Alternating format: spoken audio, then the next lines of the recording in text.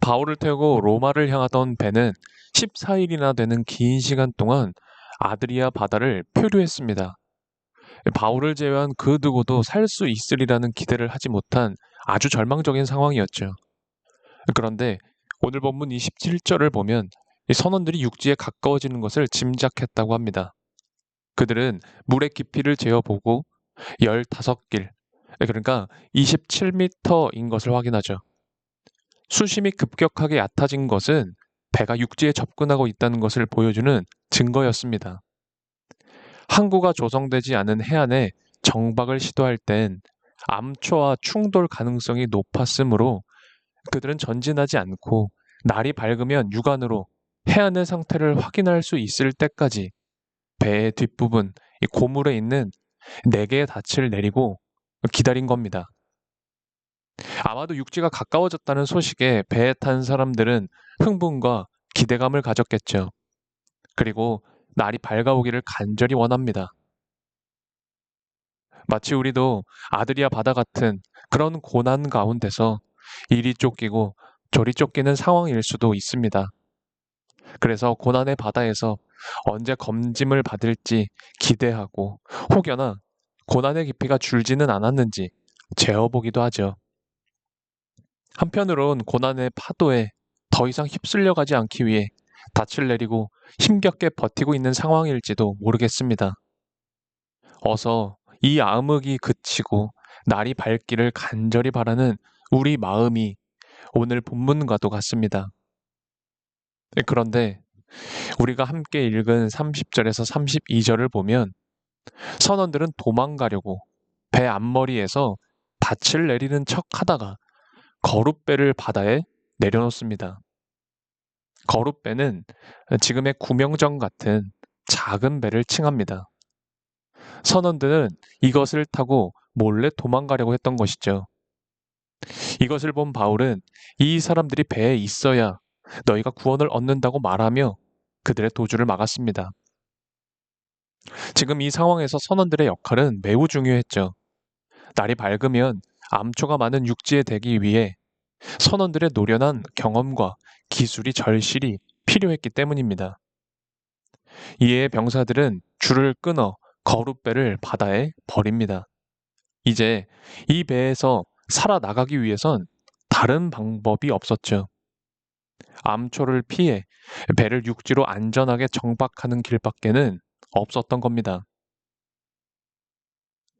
여기서 생각해 볼 수 있는 것 하나가 있습니다. 우리가 신앙의 길을 잘 가기 위해선 내 안에 거룻배를 끊을 수 있어야 한다는 겁니다. 거룻배는 세상으로 도망치고 싶은 탈출구입니다.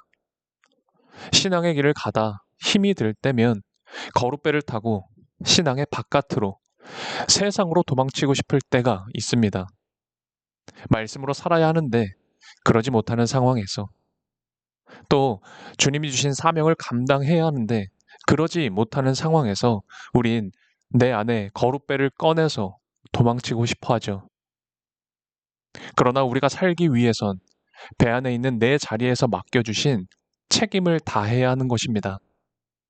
하나님이 내게 주신 책임과 역할을 감당하지 않을 때 그때 문제가 생기고 배는 정박할 수 없는 것이죠.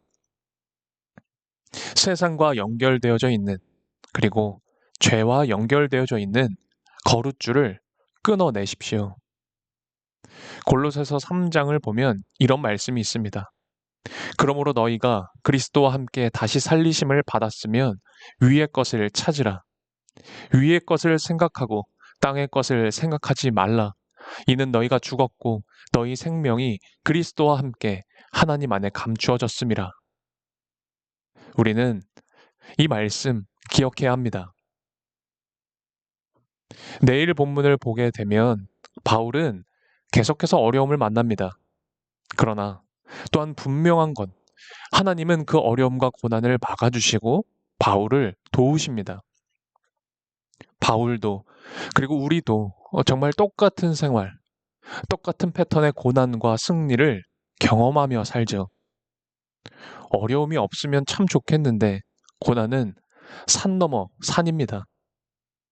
그러나 우리 주님은 바울을, 그리고 우리들을 도우십니다. 왜 그럴까요? 완전한 답은 아니겠지만 바로 우리가 핏값으로 사신 주님의 자녀이기 때문이며 우리를 온전하게 살리시기 위해서입니다. 지금 내 삶의 문제의 소용돌이로 인해 앞으로 나아가지 못하는 상황, 문제의 파도로 내 마음을 깨트리고 부서지게 하는 것이 있으십니까? 걱정하지 마십시오. 하나님의 사랑이, 하나님의 계획이 악한 뜻을 막으시고 우리의 삶을 이끄시고 인도하십니다. 그래서 우리는 나를 살리시는 하나님을 신뢰해야 합니다. 오늘 우리가 함께 나누는 이 시신 묵상이 무거운 짐을 내려놓는 평안의 시간이 되었으면 좋겠습니다. 변질의 삶을 청산하고 변화의 삶을 살기로 결단하는 오늘 평화가 되기를 소원합니다.